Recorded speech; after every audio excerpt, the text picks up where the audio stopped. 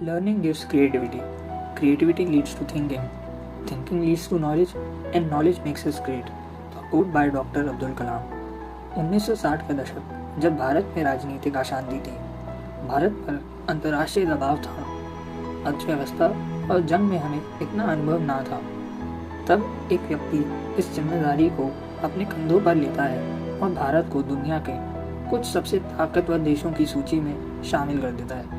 वो महान व्यक्ति भारत के 11वें राष्ट्रपति डॉक्टर APJ अब्दुल कलाम हैं। आशा करता हूँ कि आप सभी कुशल होंगे। आज हम अब्दुल कलाम जी को उनकी आत्मकथा विंग्स ऑफ फायर या अग्नि की उड़ान के माध्यम से जानने का प्रयास करेंगे। डॉक्टर कलाम एक वैज्ञानिक, एक शिक्षक, भारत के 11वें राष्ट्रपति थे। इसके अलावा वो एक बहुत अच्छे इंसान थे। उनका दिल काफ़ी साफ था इंसान और इंसानियत के प्रति। भारत के 11वें राष्ट्रपति और भारत रत्न अब्दुल पाकीर जैनुलाब्दीन अब्दुल कलाम या मिसाइल मैन ऑफ इंडिया का जन्म 15 अक्टूबर 1931 को रामेश्वरम में हुआ था। डॉक्टर कलाम को 1990 में पद्म विभूषण और 1997 में भारत रत्न से सम्मानित किया गया था। डॉक्टर कलाम के बचपन की शुरुआत रामेश्वरम के छोटे से गांव से होती है। वो अपने माता पिता, 4 भाई और एक बहन के साथ रहते थे। कलाम साहब के पिता जैनुलाब्दीन तो एक नाविक थे और मछुआरों को नाव किराए से दिया करते थे। 1931 में एक चक्रवात में डॉक्टर कलाम जी के पिता के नाव टूट जाती है और इससे उनका रोजगार का एकमात्र साधन तबाह हो जाता है। इस कारण घर में आर्थिक परेशानियां आने लगती हैं। डॉक्टर कलाम को ने अपने परिवार को साथ देने के लिए अखबार भी बेचना शुरू कर दिया। कहानी में डॉक्टर कलाम आगे अपने दोस्तों और रिश्तेदारों के बारे में बोलते हैं। डॉक्टर कलाम सोने से पहले माँ से कुशान की कहानियाँ सुना करते थे और उन कहानियों से काफ़ी प्रभावित भी हुए। डॉक्टर कलाम ने अपनी स्कूली शिक्षा शॉर्ट्स हाई स्कूल से की।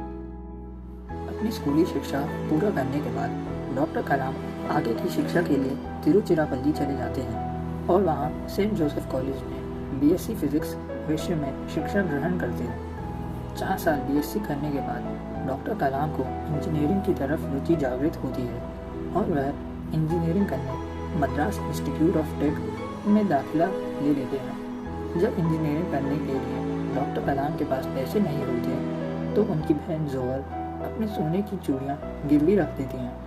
यह कलाम को बिल्कुल पसंद नहीं आता। कलाम सर का बचपन का सपना एयरफोर्स में जाने का था और इंजीनियरिंग पूरा करने के बाद कलाम एयरफोर्स की परीक्षा दी, जिसमें कलाम की रैंक 9 आई थी, जबकि भारत में सिर्फ 8 पदों का स्थान था। एक रैंक से चूकने के कारण डॉक्टर कलाम निराश हो गए। कुछ समय बाद उन्हें रक्षा मंत्रालय में साइंटिफिक असिस्टेंट का पद मिल गया और वह वहाँ कार्यरत हो गए। भारत हमेशा से एक शांतिप्रिय देश रहा है, पर 1962 और 65 की जंग के बाद हमें अपनी सैन्य शक्ति को बेहतर करने की आवश्यकता महसूस हुई और विज्ञान इसमें अहम भूमिका निभा रहा था। 1963 में डॉक्टर कलाम के साथ 22 वैज्ञानिकों की टीम ने भारत के मिसाइल प्रोजेक्ट की जिम्मेदारी ली। 1969 में प्रोफेसर विक्रम साराभाई एक कदम आगे जाके स्वयं के सैटेलाइट बनाने और खुद ही लॉन्च करने की बात रखी। इस काम की जिम्मेदारी डॉक्टर कलाम और उनकी टीम ने अपने कंधों पर ली और भारत को एक मजबूत सैन्य ताकत बनाने की दिशा में कई महत्वपूर्ण सुधार किए। 1971 में विक्रम साराभाई की आकस्मिक मृत्यु की दुखद खबर ने पूरे देश और कलाम साहब को दुखद कर दिया। कुछ समय बाद इसरो में परीक्षण करते वक्त कुछ चीज़ें विपरीत चली गई और परीक्षण के दौरान धमाका हो गया। 1975 में कलाम साहब की मां का भी देहांत हो गया। यह समय कलाम के लिए काफ़ी मुश्किल था। 1989 में अग्नि मिसाइल का परीक्षण भी असफल रहा। एक वैज्ञानिक का जीवन बहुत कठिन और असफलताओं से भरा होता है। कलाम साहब का भी जीवन वैज्ञानिक काफ़ी कठिन था और उन्हें कई दफ़ा निराश और असफलता देखनी पड़ी। भारत आज सैन्य दृष्टि से चौथा सबसे शक्तिशाली देश है।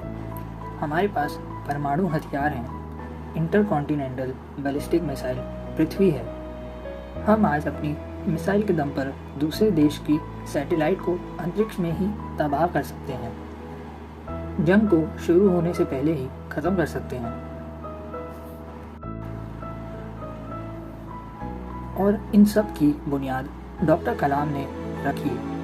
आज हम अंतर्राष्ट्रीय मंच पर बेखौफ खड़े हो पाते हैं तो इसमें डॉक्टर कलाम जैसे वैज्ञानिकों का हाथ है।